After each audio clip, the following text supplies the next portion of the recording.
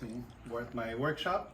We have our Rockbox Napoletana style oven, and now we're working with very mature dough. If you look underneath, you look at the webbing of the dough, see all the holes, that means it's a very mature dough. And we're going to check it out and see how well of a pizza it will still make. There you can see.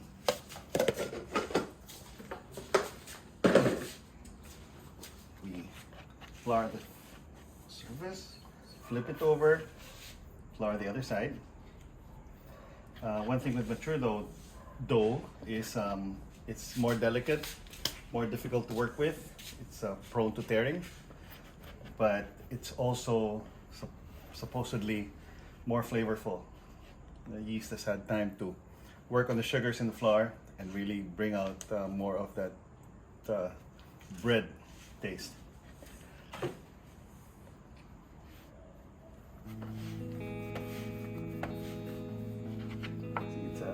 It's quite delicate.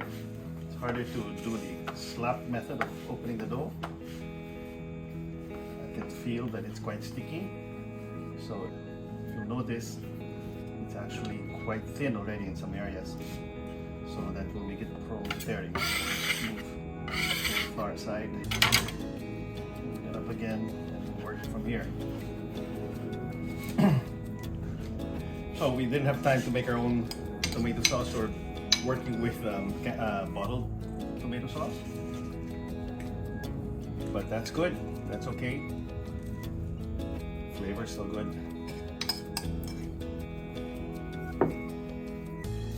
It just doesn't spread as easily because it's a thicker sauce. But one thing about Napoletana pizzas is you don't really slather on all those ingredients.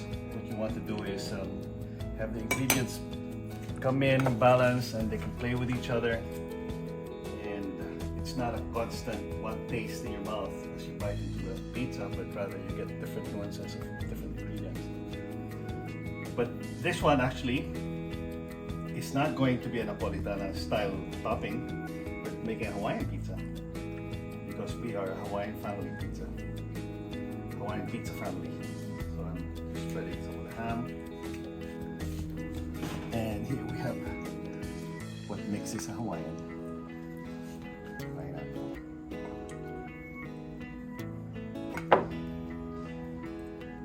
Okay, there we go. Then we transfer it onto the peel, which is going to be a little tricky because it's a soft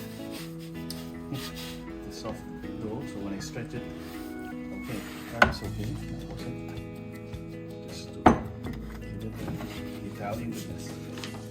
And then you put it here, put it in,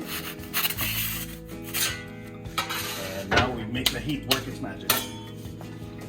So if you look into the pizza, you'll notice that the edges, which is what we call the cornicione, will start to bubble up with heat. You might want to increase the heat a bit. There, it's starting to rise on the fire side.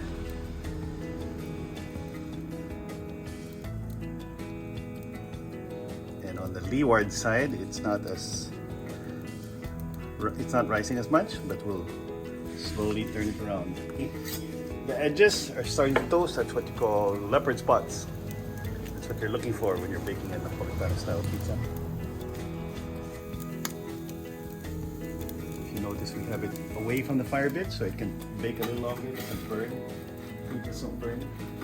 It's kind of sticky because I think some of the oil or the cheese is gone through the dough, but it's still holding up.